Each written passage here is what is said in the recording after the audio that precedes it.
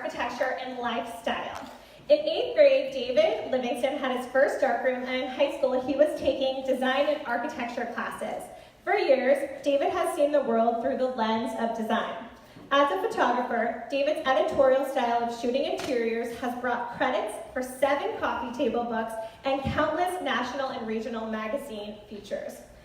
Clients seek David's collaborative nature, his ability to style and art direct photos, which I've personally heard about from some of our Ivy designers, and most importantly, for him to artfully render the collage of elements within a room as publish-ready photo. So without further ado, will you guys please help me in welcoming David to my beautiful stage.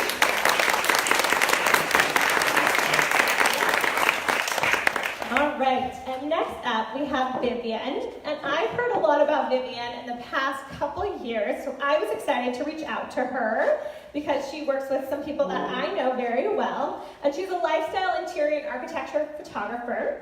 She is based in Oakland with an eye for capturing lived-in spaces, architectural details, and interesting personalities. Vivian works often with interior designers and is available for travel as she loves shooting beautiful spaces and places around the world. Her work has appeared in the Wall Street Journal, the New York Times, California Home Magazine, C Magazine, Rue, and the San Francisco Chronicle. So please help me in welcoming Vivian to the stage. All right, and Christopher is also somebody that I just recently met, but I'm really excited to introduce tonight. Christopher Stark is a commercial and fine art photographer based in San Francisco. And just because I say they're based here doesn't mean they don't travel. So keep that in mind. He works with some of the best talent in the design industry to create portraits of architectural spaces that tell a story and capture the essence of the artist who created them. Christopher's work has appeared in publications such as Elle Decor, Art Digest, Dwell, the New York Times, Lux, and House Beautiful. So please help me in welcoming Christopher. Okay, so let's talk about the agenda that we're going to cover tonight. And don't worry, if you have any questions, we will be able to answer your questions at the end of the session. Here's the agenda. First off, we'll be talking about the initial consultation process with the designer, hiring a professional photographer, photo shoot prep, social media to press, everyone's favorite, most loved but hated thing, and photography rights and organization. All right, so David, I'm going to start with you. Once you are contacted by a designer, how does the project brief, negotiation, and contract process work exactly? In about 4 seconds, we develop a relationship, set a price, and set the date. Over the next 6 weeks, we try to make all that happen. So initially, I just really want to know what they're doing, what their process is, what their project is, and how the photographs might be used for them. Then I go on to how I work on my process and how that is a collaborative nature that I have. And then discuss the fees and the uses of all the images. Got it. Okay.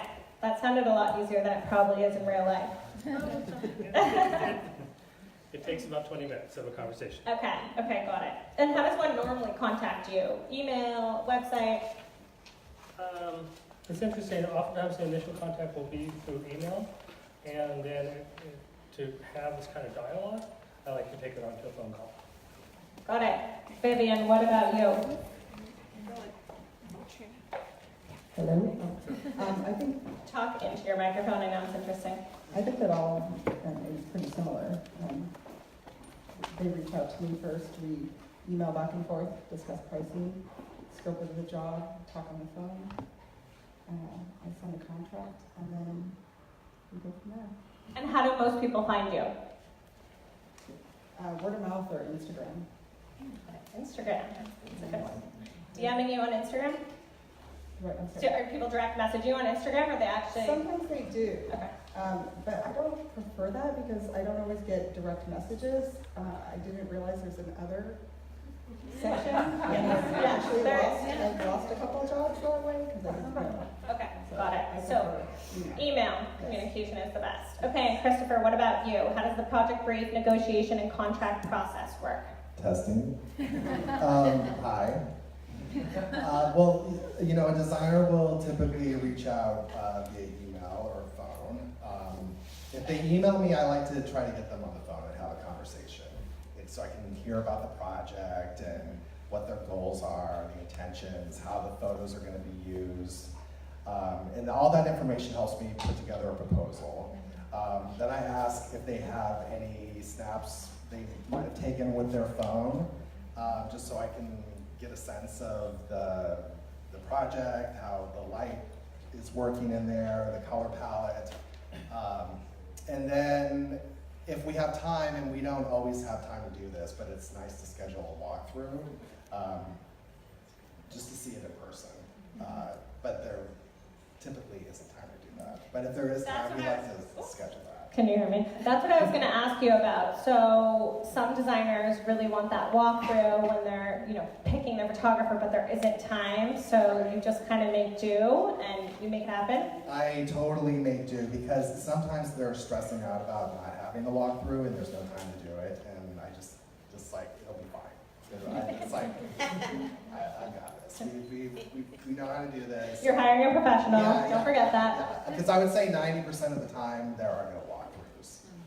It's just kind of a nice luxury. Is it because your clients are bringing you in at the end of a project that there's no time, or do they start a project, they get signed on by the client, and they're like, okay, I want to work with you, and like, how does that process work? I think in my case, typically it's because they have only certain days they can do the photo shoot, and they're just, you know, it's kind of crazy. They've done the installation, the homeowner's allowing them to like do it on like these 3 days, and are you available? And hopefully I am, and then we kind of just schedule the shoot.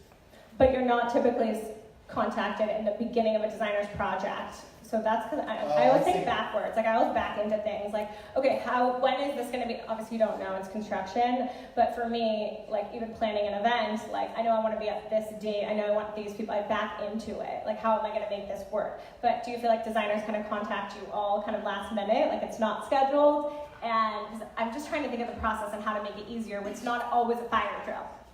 I would say the majority, it's very last minute. Okay. It's not like super planned out. Okay. And I have a lot. But you would prefer it to be more planned out? Yeah, well, of course, that's always better. Well, this is your audience. Tell them what you want. Notice, please. But yeah, it's just the nature of the business, I think. Yes, totally. Yeah. Everything, it becomes for lack of better words, I'll say shit show at the end of a project. Yeah. And sorry, I'm trying to not say any bad words, but it really, I have to be honest, that's what happens. But I'm just thinking about the whole process holistically, and how amazing would that be if somebody contacted you and it was planned out, and obviously the date would move around, but it would make it a little bit calmer for everybody. Well, and I have a lot of people too that have this backlog of projects that they have not photographed, and they're like, okay, I finally have time to get around to doing this. So, you know, that's a lot of it too. It's just, it's done. Yeah. So it's like, okay, now I have the time to hire a photographer Makes sense. and update my portfolio, etc. It makes sense. Okay, and David, we're going to move on to hiring the photographer. I think it's important to know what kind of questions to ask photographers when searching for one to work with. Do you have any suggestions? And these questions aren't on the screen, so don't worry. Just throwing things in there. First, make sure that your look is in the same plane. The work that you see at the photographer showing, or the work that you're looking for, has the same kind of point of view and the reference and the process. I think that's kind of an important part to do it. One really quickly, can you guys hear us in the back? Okay. Another part is just, you know, the pragmatic part of it is the terms, conditions, rates, and fees and all that. I think that's also important. But I think what ideally you're working with, I'm sure we all have our clients that have been with us for a number of years, and their look and our look has combined to make that firm's look. And so there becomes kind of a relationship between your photographer and your aesthetic that you probably should stay with for a few years. And then maybe as some different evolution of your aesthetic changes, then maybe that also changes too. Makes sense. And Vivian, what about you? What kinds of questions should designers ask photographers when searching for one to work with? Do you have any suggestions?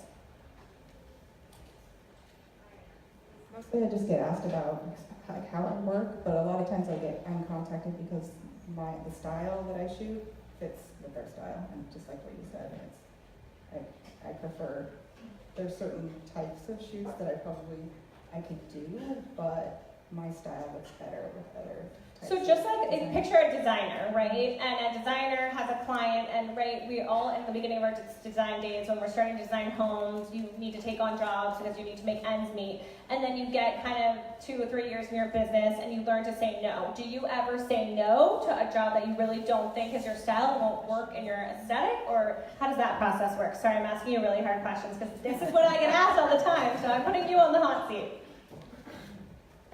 I don't think I've ever turned down a project because I didn't like the way it looked. I don't. But not necessarily like the way it looked, but that you didn't necessarily, your synergy didn't meet the designer synergy. Not like the end product. I haven't encountered that yet. Okay. Yeah. Okay. That's good to know. That's good to know.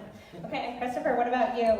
What kind of questions should us designers ask photographers when searching for one to work with? Do you have any suggestions of what we should be asking? What are the right questions to ask?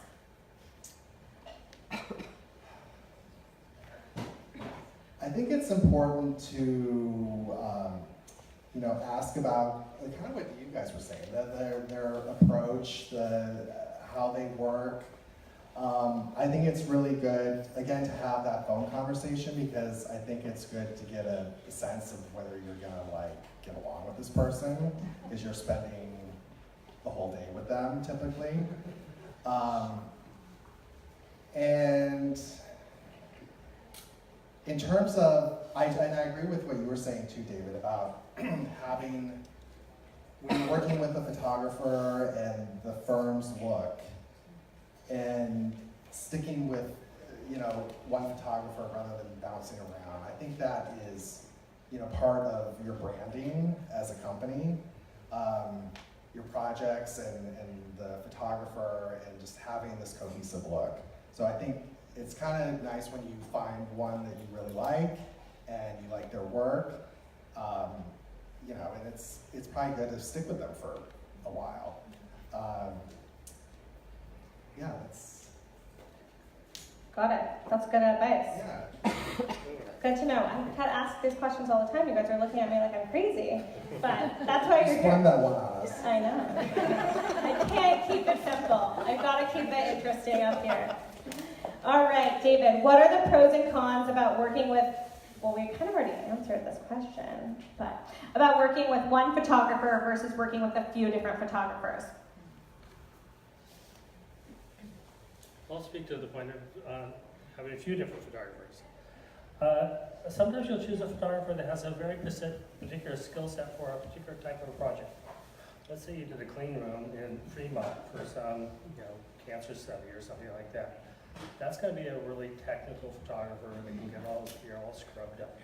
And let's say you do some hippy-dippy boho thing out in the Lenas, then you want really gauzy, romantic-y stuff. And so you will send those projects to different publications. And so those photographers will have that aesthetic that will fit with those publications. That totally makes sense. And Vivian, what about you? What are the pros and cons of working with one photographer versus working with a few? I feel like the same thing. Every photographer has a different approach and aesthetic.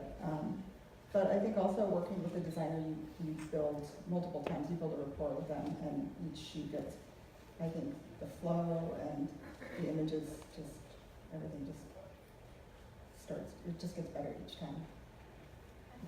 Christopher, what about you? Well, I'm in favor of the single photographer model. Because I like to have long-term relationships with my clients, and I don't know, in terms of the style, I guess I have a style, but I don't know, I feel like for me, I'm pretty adaptable. I can do the boho thing, or I could do the very sterile kind of clinical thing. So I'm always in favor of, from the perspective of the designer and their business, to have a cohesive look for your branding. Because there's one firm that I work with, and they were using a lot of different photographers. And their work is kind of, all over the place too, because the designers are kind of in charge of their own projects, and they're kind of doing all different kinds of work. But they were hiring a bunch of different photographers, and my suggestion, not just because I wanted to be the photographer, but I was telling them, it's just like, you guys really need to kind of get the whole look together, because it's all over the place. The work is one thing, but then when the photography is so different too, it's just, it really isn't great for the brand. And I think they realize that, and they're starting to work with me now. That's Christopher's pitch right there. Thank you. No, I actually totally agree, and I totally understand. Just building that relationship with somebody is amazing, and you talked a lot about branding, which is something near and dear to my heart.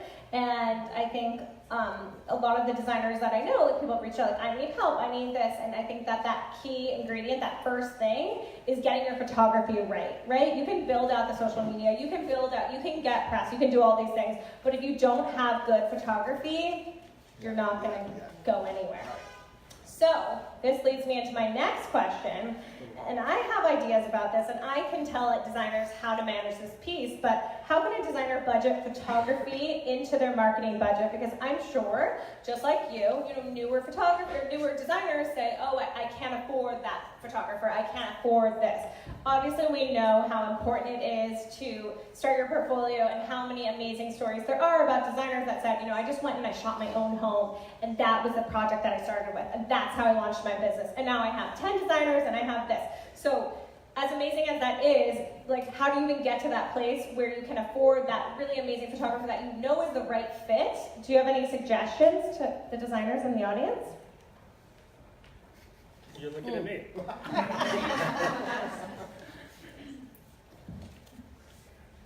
Just consider a marketing cost. Just as if you're going to buy an ad, you buy an ad in a local publication, it's going to be $3,000, and it's going to run for 1 month. The photos that I take, that I imagine you living with for 3 to 8 years, and I'm taking those photographs to live on the home screen of your website, to be able to be cropped in different ways for social, to be able to go into a publication. So if I'm doing my job right, you're getting 3 placements of that imagery. And so that is an investment, and it's not. So we just have to bite the bullet and do it. Yeah, but I think it's interesting that the cost of photography, I remember I was in Iowa, and they decided, they said, well, all photographers are $5,000 a day. That's not the case with any of us. So I think you ask us individually how we would work and what your needs are, and I think you'll see a range out there. So, it's also interesting that there's a whole plethora of choices now because of the technology has opened up so many options. So a 20-year-old kid with his laptop and a camera can be going out and getting imagery. And so how those of us that like to tell stories and like to get into the visual point of view of your design firm are different than those photographers. So. That makes sense. Okay, and Vivian, what about you? How can a designer budget photography into their marketing? And also get over the initial sticker shock. If it is a first-time designer and they know they need to shoot the space, what is your advice? All set. Let's go. Let's go! There, exactly. Thanks for answering the question. That was awesome. Yeah, exactly what you said. I mean, it's a part of the marketing. You have to, it's an investment. And I try to work with my clients who they don't want to do a full day. I try to help them, with that, like a half-day shoot, to just initially get some images. Okay. So that's a possibility. There's flexibility in that and what you offer. Great. Okay, and Christopher, what about you? What are your suggestions? I agree. Hello. I agree. You guys can just leave them on for now. They're not noisy microphones yet. It is an investment, and I know there is the sticker shock. But again, like what David was saying, you guys are designers, and what do you have at the end of the day? You have the images. That's it. And you're gonna have these for the rest of your career. And so there really is a lot of value, and it is an investment. And nothing is like engraved in stone with me. I try to be flexible and listen to the needs of the prospective client, and I offer half-day rates, and we can start there, like Vivian said. But I think the biggest challenge is just, really framing the value of it, because that's what you have at the end of the day, are these images of the project. And you want them to be amazing. So in my mind, it's worth the investment. And if you compare it to other marketing costs, it's not that out of line. So I know it can be initially like, oh my God, like, how am I gonna do this? But, just talk to me. And David, how can designers know which projects to shoot? So say you're a beginning designer and you have a couple projects, but maybe it's not the whole house, maybe it's like certain vignettes in that house. What's your advice to that beginner designer, or even somebody else that has to pick? They have 2 amazing projects, but they only have budget to shoot one. How should she or he pick? Yeah, this came up just recently. I had them send snapshots of both projects, and I looked at them, and I saw one I knew was going to have publishable qualities to it. And I asked her about the story was good, and so there was really the bones with which you could pitch something. It's harder to pitch a one-off room to a magazine, even an online blog, and zine these days wants more photos than that. So you can kind of hierarchy your shots by figuring out which ones have the greatest potential and the longest life. So let's say the second project is product, from CB2 and stuff that isn't as high end, and that project you probably don't want to have on your site 3 years down the road because you want to be at a different price point. And so you can kind of think from that strategy too. That's a really great point. I never thought about that in that way, because I think that designers are just looking at the first thing that they see in the prettier space, but it's also what products are in the space. So that makes sense. And so those second projects, I actually suggest that I'm not the photographer. It's better to save the money for another project with me. That makes sense. All right. And Vivian, how can designers know which projects to shoot in your opinion? I agree with whichever project is publishable, and being able to shoot the whole house, because publications want more images than, like you said, just a bathroom. But they're also nice to have them.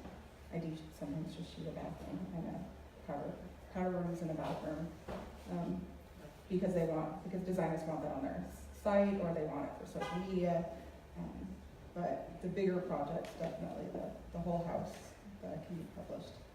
Do you feel that digital magazines, and I'm not saying this in any way, you might not know the answer to this, but that digital magazines maybe will pick up the one-room bathroom, and that like a bigger publication will pick up the more full house story? Do you feel like that's happened for a lot of your clients? Definitely. Yeah. Okay, that's good feedback. And Christopher, what about you? How can designers pick which projects to shoot, or should they just hire you and shoot everything? Exactly. I think that it's, yes? Oh, sorry, I was saying, Gilly can take a seat, the mastermind in the back. He's going to steal one of your seats. I think, what do you guys say?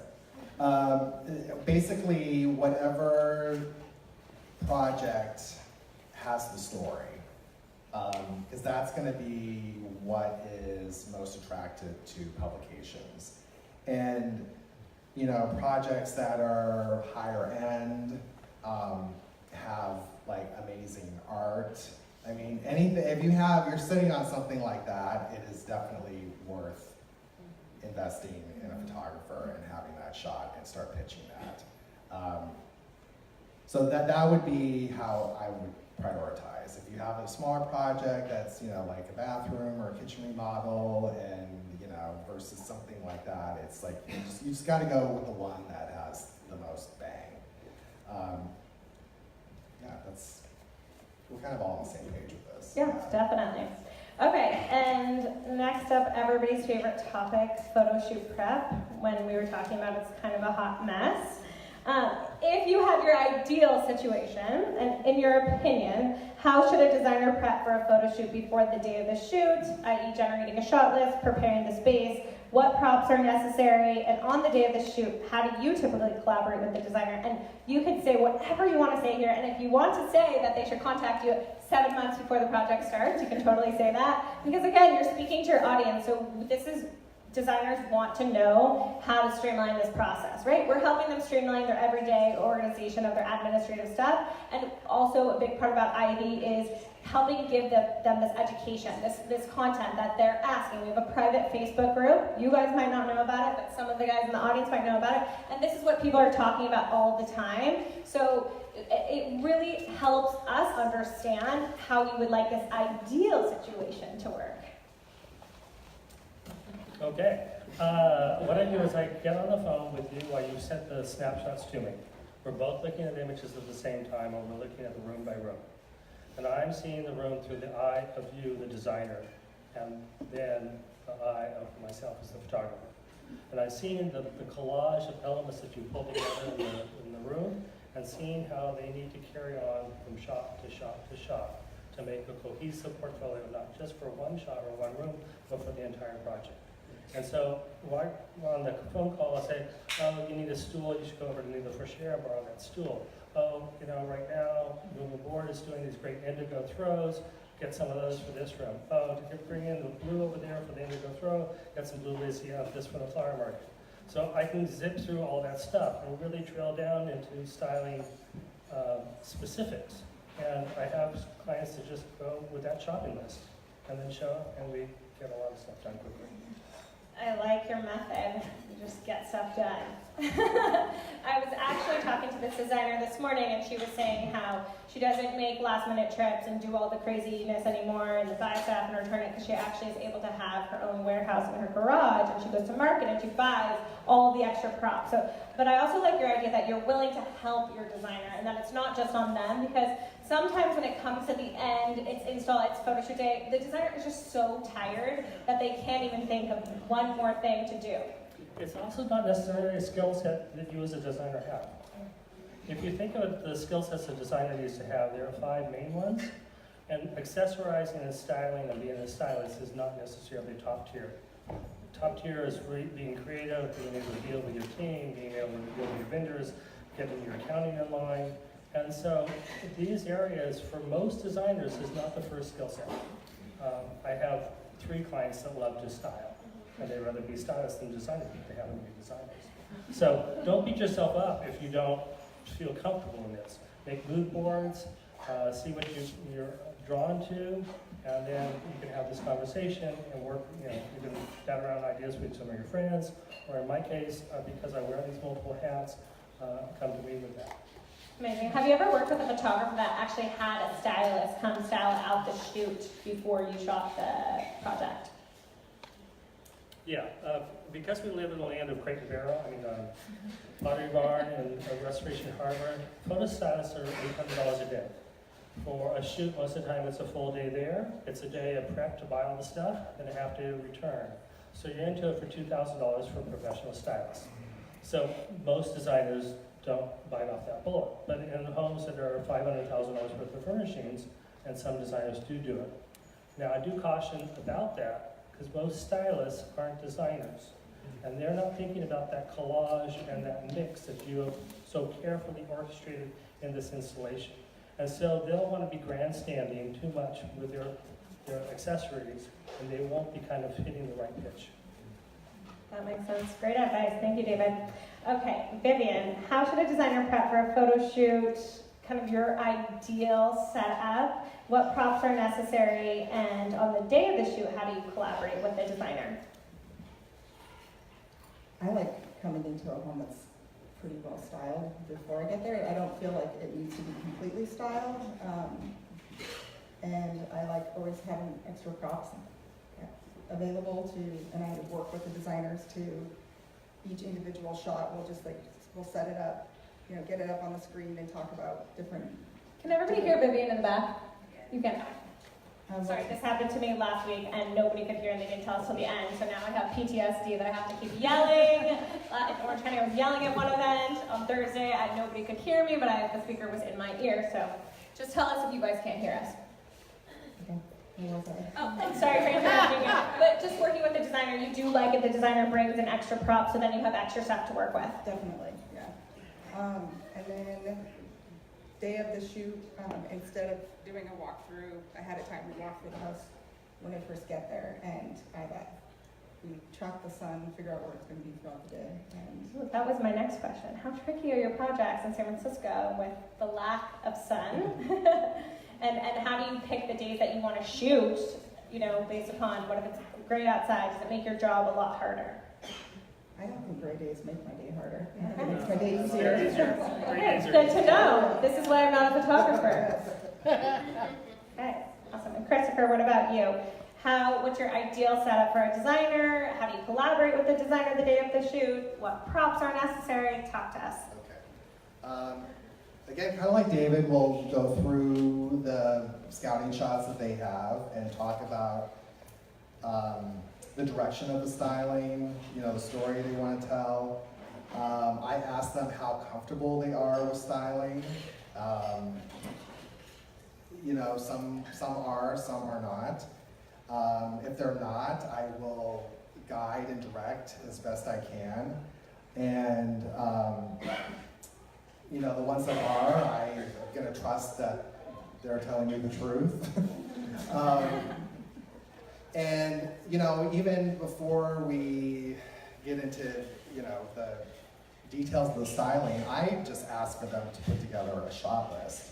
I think that is really helpful, just to list the rooms we're going to photograph. You would be surprised how something as basic as that does not happen. So ideally, we put together a shot list. We make a list of maybe the number of shots we want to get in each room. And in terms of props and styling, I always recommend that if there's time, ideally, the designer arrives the day before the shoot, brings all their accessories, all the props, flowers, plants, anything we discussed that is needed for the shoot. And this is an ideal world. And everything is set up as best as you can before the shoot day. So the shoot day comes, we arrive together, and we can just kind of dive into the shoot and not spend a ton of time, setting up shots. So it's just a way to maximize the shoot day. We can get so much more done with that one day of prep beforehand. It makes all the difference. And I think just in terms of the props to have on hand, it's just, flowers, plants, living rooms really can use beautiful high-end coffee table books, bathrooms. An artichoke in the kitchen. Artichoke. Are people tired of the artichoke in the kitchen? I don't know, I'm not a designer, but I'm just talking about things that I hear. A bowl of lemons. Yes. Are we tired of that? Do we need something new? You tell us. Are you tired of that? I don't know, not so much. It depends on how they're creating. Unless it's the lemon drop, Dina Bandman. Yeah, well, yeah, but then Okay, I'm it's tired of that. Yeah. Too bad Dina's Full lemons. Yeah, and then artwork is really important. And then I like to, I think pets are a fun accessory. If there is a pet available, like the homeowner or the designer, and they're Great advice. into it, I love incorporating pets into a shot. So. Good advice. And okay, seriously, I had this conversation yesterday, so I have to ask you. Do designers ever approach you to shoot before pictures of the projects? Because I've been saying on Instagram, a lot of people like to do before and afters, but if the quality of the before pictures, obviously the space is ugly, right? That's why they're hiring you designers to come beautify the space. But have you ever been asked to take professional before. Is that a common thing? And is that something that designers should invest money in? Am I asking good questions? I don't know if I would recommend it. I worked with someone, she was very adamant about doing it. Because she really wanted to do the reveal, like the before and the after. But honestly, it was kind of hard to do because you kind of Because like the have space to is so- visualize how it's gonna be, like, and then do that same shot. I don't know, it was kind of weird. But I did it, and it was it wasn't like a regular rate, and it's something that she wanted to have done, and we did it. But it's not very common. David, what about you? This is the #1 indicator we're going to be in a recession. In my past experience, when designers start feeling flush enough to photograph projects with before shots, Good advice. in 2 years we're in a recession, I never go back to that house. I've seen it Got it. multiple times. Now, your iPhone, how many has an iPhone? Yep. Yeah. Stand right in the center axis of your shot, looking straight on your elevation with your phone at 40 inches, and take the shot. You have your before shot. So iPhone pictures for your before pictures. Thank you. I will take that feedback to the designer that we spoke about this yesterday. So next up, and we will be referencing some of your beautiful work on the screen for this one. What are some ways you can capture multiple unique shots from a single vignette or space? David. Here's a project that I shot for Spaces magazine. And interesting to know, this had already been shot by another photographer and ran in Elder Court. So I knew I didn't want those shots. And so I was already kind of quizzing myself as to what else can I see there. So we can go to the next one. What's interesting about this project, it's the gallery owner, and he has deep connection with a lot of artists here in San Francisco. But he did this loft space that had this really rawness to it. So for me, 1/3 of all the shots had to show the rawness. And this is when I talk about the collage. 1/3 needed to be about art, and then the rest can be about the collections. Now all these shots go through, I was probably there for 6 hours, my Photoshop guy probably spent 4 hours. So this is not, you can't do this stuff yourself. This all gets highly polished like a nicely pressed linen shirt. And Vivian, what about you? What are some ways you can capture multiple shots from a single vignette space? Well, I thought it was a whole room, but, so I try to shoot an overall shot like this, and then a whole bunch of, you can do just a bunch of detail shots. And in this room, I was able to get quite a few. I don't know how many images are actually up There's there. 3 images up here. Oh, okay. Each of you guys has 3 images. Okay. I think I got close to 8 to 10 shots just from the living room in different angles. So I don't know. I think that if you just look around, you can shoot wide, medium, and detail shots, and you can get a lot. And Christopher, what about you? Capturing multiple shots Oh, from what one about space. me? Oh, here we are, Dina. Dina. Well, I kind of took the question the same way you did. And that was the question I Yeah, I was apologize. all- I missed it. Yes. So So original. I cheated a little bit, just to let you know. Think what you want of the question. I was thinking, okay, you do the wider establishing shot of the room, and then you kind of can go in and go tighter and tighter. You do a vignette, you do a detail. So like for Dina's room at Showcase this year, I mean, it wasn't a very big room, but we got a lot of shots. This is only 3 of like maybe 10 that I did. You do the establishing, and then a vertical of the same angle, but we did a vertical, tighter, and then, the shot of the closet and a detail of the drawers, and, I mean, it was tiny, but we managed to get a lot out of it. Thank you for sharing. All right, David, how can you advise a designer to capture, we had a long conversation about this, some sneak peek photos during your photo shoot that they can use for social media purposes? There's nothing on the screen for this one. Oh, I'm not referencing these. Nope, not right now. Could you repeat the question? Yes. How can you weren't listening to my questions here? I'm a visual guy, I was looking at the photo. How can you advise a designer to capture some sneak peek photos during their photo shoot that they can use for social media purposes? So we all know, right, if you're trying to get press, you don't want to put your photos on Instagram, you don't want to put them on Facebook, but sometimes designers can't even hold it in, and they're emailing me Risa, what can I do? How do I take these pictures? Or sometimes they blow it and they start posting the pictures. So tell us how they can get some sneak peek pictures and just show some a little bit behind the scenes. Okay. First, does everyone understand the concept that if you have a really strong project, you don't want to put it out there to the world because the editors will say it's already out there. And so then how do you show what is probably one of your best projects in a sneak peek fashion? So a couple things you can do is come in tight, so you're not showing the whole thing. You can put yourself in there, and you can put yourself in that shot where you are 50% of the shot. So you're carrying half the sofa in with some beefy guys behind you, and installing this great hot place in Pacific Heights, or putting your shoes up on the ottoman with a martini glass. Nice to take a break after this great install. So you can kind of give these little sneak peeks and give this kind of romanticized life of what you know is not true, and put it out there for the aspirational social world. And do you have any recommendations about those iPhone pictures? Because then designers are also sometimes too scared that the picture's not quality. So any advice? I know you gave us a little bit of advice before, but just how to take the picture on your iPhone to get the best quality shot. With you, all got what I made for you. We were having a little swag bag, and I didn't know what to give you, so I gave you how I would tweak out Instagram photos. There you go. There you go. Oh my gosh. So don't forget to take your swag bags home, because David has some pro tips. My recommendation is don't use filters, but go in more specifically, and you'll be able to, with the level of phones these days, be able to get something that's useful. Helpful. Vivian, what about you?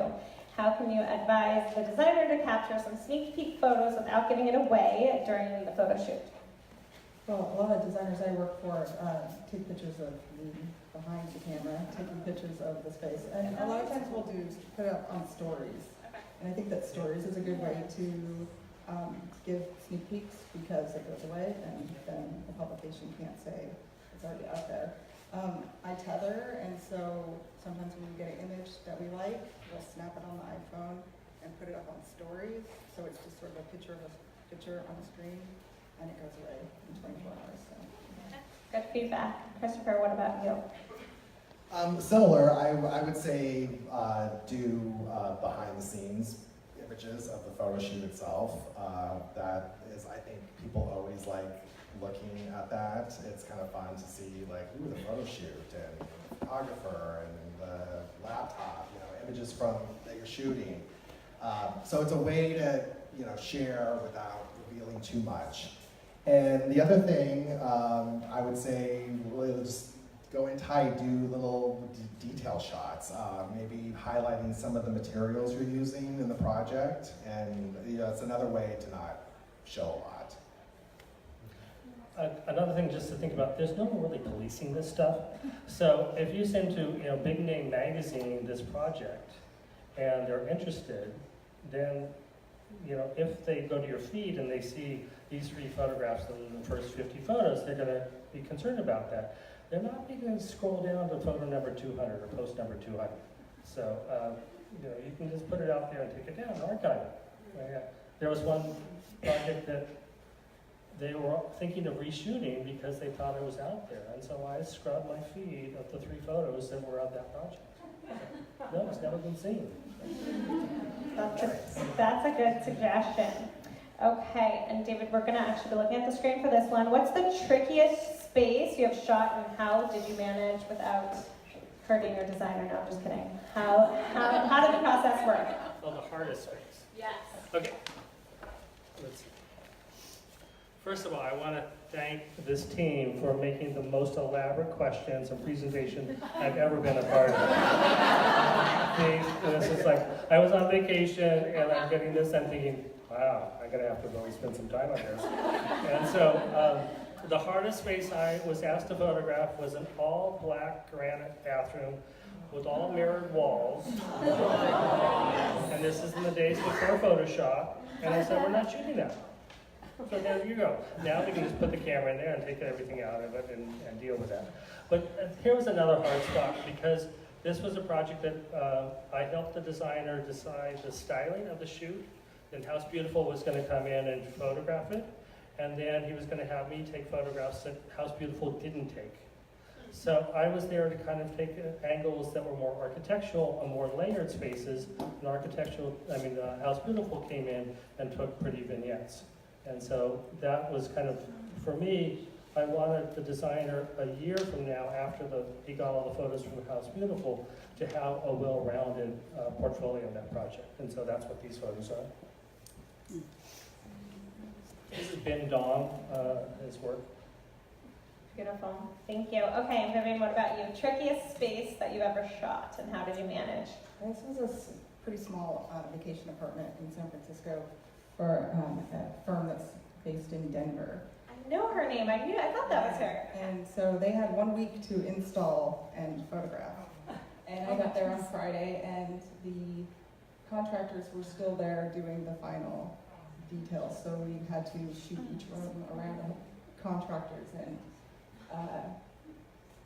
and there was a lot of gear. So this here, in the back, in the hallway, was a complete construction zone. And so I had to photograph the wallpaper from a different space and have it and drop it in. Oh, wow. So it was a lot of work to work around. Not your ideal situation, but you made it work. We made it work, yeah. Okay, that's It good. was also a very bright sunny day, and we were on the 3rd floor, so I couldn't really diffuse the sunlight. Christopher, what about you? Trickiest space you've ever shot? I would say there are a lot of tricky spaces. I can't even think of just one. But because in general, bathrooms and powder rooms are the hardest spaces. Any space that is small, has limited natural light, and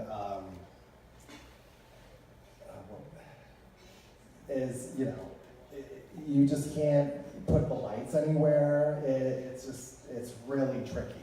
So, fortunately, I've had a lot of experience shooting a lot of bathrooms and a lot of powder rooms, and there's a lot of technique that goes into the post-production to make it work.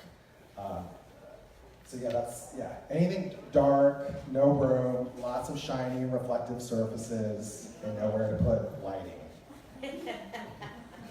Yeah, I went into that bathroom. Benny and Courtney's bathroom at Showroom a couple years ago. Benny was actually one of the first designers to use ivy. Interesting little fact. Oh, cool, I didn't know that. Yeah, back in the day. But I definitely understand, I would have no idea how to shoot that spot. And you did an amazing job, because I remember how dark it was in there. Yeah. And it really, Black bathroom. Yeah. Yeah. Designers are trying to keep you on your toes.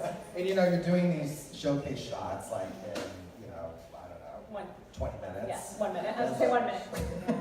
Yeah, I mean, insane. for the whole room, All right, and let's talk a little bit about social media and press. David, what's the protocol for a designer to properly credit your photography? Please discuss, because this is a hot topic, different mediums, digital, print, and social media, how you would like designers to be crediting your work. Just to backtrack a little bit on photography, and most of the time, the copyright goes to the photographer as the creator of the photograph. So you're the creator of the space, the photographer is making a unique creation and can copyright that photograph. So that becomes kind of the default for most photographers, unless you specify something else. So then the next stage is, how do you credit those photographers? And in my practice, you as the commissioning firm can use the photos in any way you want, at any time, in any media, forever. I like when it's published to have a photo credit to my name, David Duncan Livingston. I don't bust people over the chops if they don't do that. Some photographers actually invoice when that doesn't happen. And in the world today with Instagram, Pinterest, and House, it's the Wild West.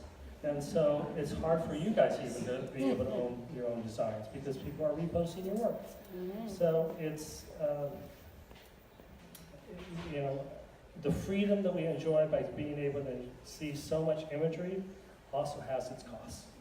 Totally. And I just spoke on a panel last week with Lindy Galloway and Jasmine Starr, and we talked a lot about properly crediting and crediting really all parties that were involved, you know, from the photographer, obviously, the builder, the architect, and then everybody really understands that they were properly credited. I've seen crazy things out there, and, you know, even in the Ivy community, somebody will post, Ashley actually had posted something and somebody took her work and like didn't credit her as an interior designer. So we just take it very seriously, and I think it's very not appropriate to not credit you as a photographer, but I understand you can only go through so many hoops and jumps and leaps to find those people to credit you, but I do think it's important to credit all parties involved. There was one day I posted a living room I did on my website, and it has 70 pages of content on my website. So there's just a lot of material there. I was Googling an image search for eclectic living rooms. So my own image came up from one of my posts, and it came up 25 times, and none of those were credited to me. So this is a work of Stephen Volpe that I had photographed that I put on my website that then 20 other bloggers had used that photo. So I could spend my entire life chasing that stuff down, or I can go shoot your project tomorrow. Good point, good point. Okay, and Vivian, what about you? And what's the protocol for a designer to credit your work in terms of digital, print, social media? I feel like it's without a given that in print that your photos get credited. And then I try to credit, anytime I post on social media, I credit the designer, and I just ask the designers to do the same. On the website, I don't think that is an issue or even necessary, because they're hiring you to do marketing photos, and I think that websites need to be clean of giving photo credits. Okay, and Christopher, what about you in terms of crediting your work and your photography? Yeah, I think in print it's really important for publications. Websites, I mean, it's nice, like maybe there's a section on the website that it gives credit to photographers. I don't think it's critical. I do really like to have photo credit in social media. I think that, I know it's not realistic for it to always happen, but I really ask that the designer credit. I credit them, they credit me, ideally with a live link back to my social media account, same for them. But yeah, this is not a perfect world, and people get busy, and you know. No, I understand. I'm actually going to hop around to one of my questions, because this came up with a designer that I was speaking to, and she was like, you have to talk about this topic. So photo rights and organization. I really want you guys to speak to us about the use of your photos, because she said that she didn't even understand this when she was going through something with her photographer. Who can use them? For example, if a designer does a collaboration with a company, does the company have to pay a fee to you to use the photos? How about if a designer's client wants to use the photos for themselves? I'm assuming the designer does not own the photos to give out, but I don't know how this process works, and I'm sure a lot of you would love clarification on this topic. So this is the point of this, educating all of these designers what the right way and how to manage this is. David, you're first. Sorry, I'm putting you get to start the hot seat here. That's okay. Actually, in that initial phone conversation, I bring this up to if I get an inquiry from someone that hasn't interviewed other photographers, I actually bring this up, so they know that this is something they should have a discussion about. In my practice, I let you as a commissioning party use the photos any way you want. Let's say the architect wants to use the photos on their project, and the architect you're gonna go in with the architect and you're gonna split the fee. Then I grant those rights to that architect. Let's say that architect comes to me 6 months later and says, I like that project, I want to use those photos, I may charge that architect a fee. Let's say the realtor 3 years later wants to use those photos, that's a separate commercial application. And that's basically how this falls down to, is there other commercial application for these photos that's going to get significant use? If you want to give it to your tile guy, those guys work hard enough, let's have them have a nice portfolio. But if a realtor is selling a $4 million house, let's have a little conversation. That makes sense. Vivian, what about you? Talk to us about the use of photos and who can use them and how the whole process works. I definitely let my clients use the photos for their marketing purposes, however they want to, but if there's a third party, like a lighting company, or if they want to use that on their website, they have to contact me because it's not freelance. Got it. So they would contact you and get in touch with you and pay a separate fee to use the photos, or you would work something out with that. Yes. Okay, got it. And Christopher, what about you? It's the same for me. If they the third party wants to split the cost of the shoot, at the outset, then there would be a fee for that, and then you guys would split the cost in half, and it saves everyone money. So it's always beneficial to get other people involved in the shoot if you can, and share the cost. Sometimes they don't want to do that, and then they can contact me directly afterwards, and I can license images individually, or we can work out a flat rate for the whole thing, or it's kind of all negotiable. But there is, the images are, the copyright holder is typically the photographer, like David said, unless some other arrangement is worked out. And the images are licensed to you, the commissioning party. So if there's another party that wants to use images in a commercial manner, then there would be an additional fee. Okay, that makes sense. We're all saying the same thing. You're all saying the same thing. And what about your client? Like, what if I'm a designer and my client wanted to use the photos? Is the client allowed to use the photos? Like the homeowner? Yeah, like the homeowner. If it's for personal use, Yeah. then it's fine. Put it in a frame, I don't know. But I They want had to post a- it on their social media, who knows? As long as they cut it. Well, I had a situation recently where the homeowner, though, is starting a design business. And she kind of did somebody, so in that situation, if it's for commercial use, if she's going to use them for her business, then there's value in those photos, and there should be appropriate fee with that. And I'll just go back this way so I don't put you always on. Thank you. Let's get the thought of it. Too late. How do you recommend organizing photos? What's your process? And that's just, I What don't do you mean organize? Just, like for a designer to organize their photos, like do you recommend they use Dropbox? Do you recommend, they get so many photos. You guys have so many photos. What's your best tip? If you had to give one tip. I would just create a folder system. That's what I do. I mean, most people are probably not going to do that because I get requests all the time. Like, can you send me those photos again? I don't know where I put them. Yeah, but this is your time to tell everybody what you want. Yeah, but I'm not necessarily the role model either. But I do have a folder system that I created years ago. It was what works for me. I don't know what would work for a designer necessarily. It's like I have it by date and the client. It's all archived. I think just whatever is going to work for you, but I would create some kind of folder system, even if it's a photos folder, projects, and you put that project in its own folder within the photos folder. I mean, even that's a huge start. Definitely. Versus it's just in the downloads folder. Because I think people do that, they download it and it just dumps into the downloads folder, and then they don't move it out and do anything with it. And then they're asking me, can you send me those photos again? Yeah, fine. Okay, Vivian, what about you? Any recommendations? I do agree, the folder system works, but I also have my website has, I can set up galleries and send them to clients, and That's nice. and they can download the images from there as many times as they want to. Once it's full, I haven't had that happen yet.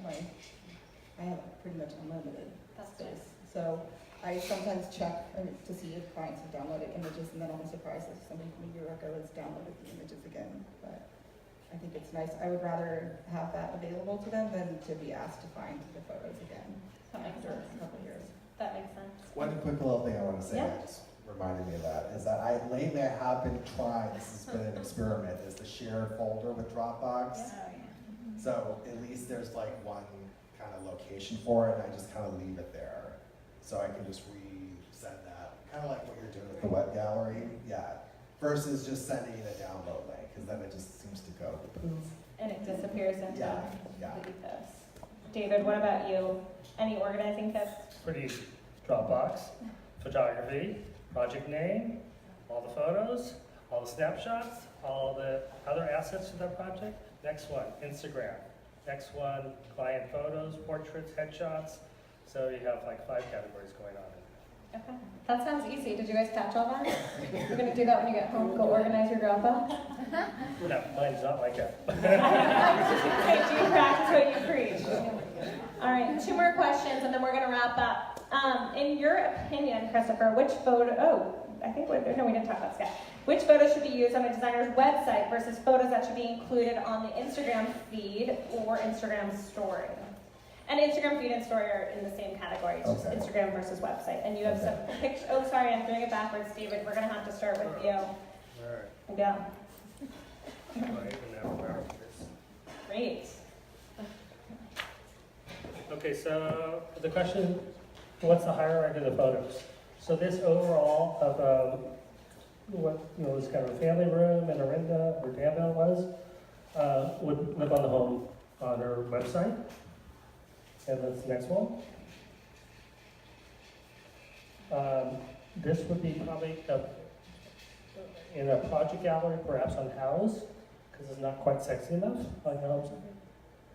And then this one would be your Instagram post for kicking back on Friday type thing. So these 3, and then, so what do you do with the standalone photo of the family room? Then on your website or on House, you have living spaces. And so because you haven't done a whole house yet, then you have family rooms and you have living rooms, and that encompasses the living spaces until you start getting more, what we call content, more photos, and then you can start dividing that down into more areas. And all this gets into what I consider designer branding, and a little pitch, I'm going to do a 3-hour workshop on this kind of topic and how to break down your projects in that way. Okay, love that. And Vivian, what about you? Instagram versus website. Talk to us. Well, I shoot all of my projects in a way that they can use for both web and for, or website or social media. And these 2 photos are the next. I was trying to figure out which type of photo worked better on Instagram, horizontal versus vertical. So I did a search for my top liked photos, and ironically it was the same designer from the same shoot. And one was horizontal and one was vertical. So I don't know if there's really any rhyme or reason for which. Was this one the number 1? This one and the previous one were my 2 most liked photos.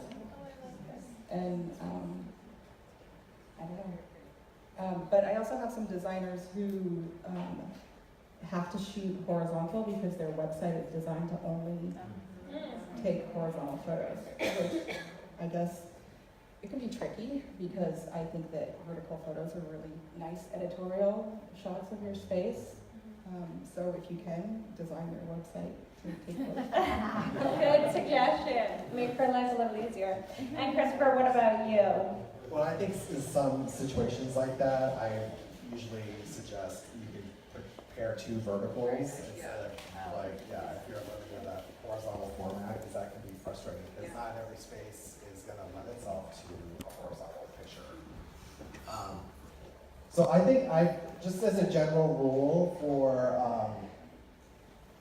Instagram, I think anything bold, graphic, colorful is what you want to use on Instagram, because you have to remember we're looking at these images on our phones. They're small. You want them to have impact and grab your attention. So tighter shots, maybe more like 1-point perspective. The overall room shots, I think I would tend to leave those for the portfolio on your website.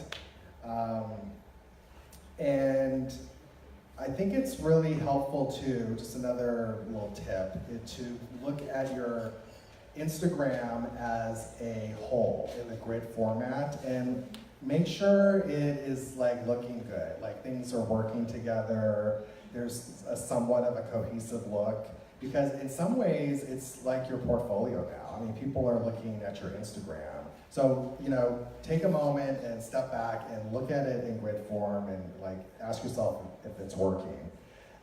You can use, the stories are great because that's where you can kind of let loose and be crazy and, you know, do the behind the scenes and videos and quick little snaps with your phone that don't have to be perfect. And you can add text and put stickers on it. I mean, that's what's great about Instagram stories.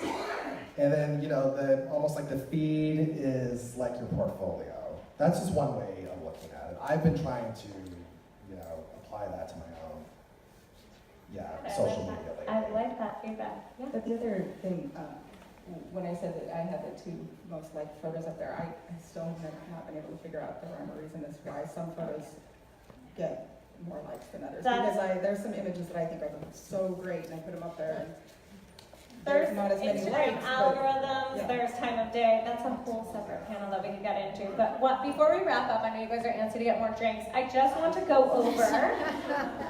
These guys are really, really talented, and I want them to tell us about one of their published projects. So David, you can go first.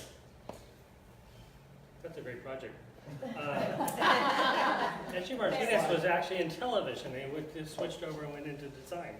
Okay, this project, Greg Stewart works with a firm here, and he worked on this project 15 years earlier. And it's it's a home of a prominent real estate broker. She had her real estate photographer photograph and sent those photos to Miranda, and they said no thank you. I walked through the door and saw this as the prettiest project I'd seen that year, and I knew that it was going to be published. And 3 days after my photos arrived to Miranda, they accepted the project. They then sat on it for 14 months before they ran it, but it's just a beautiful project. And also, it's interesting when, as younger designers, many of you,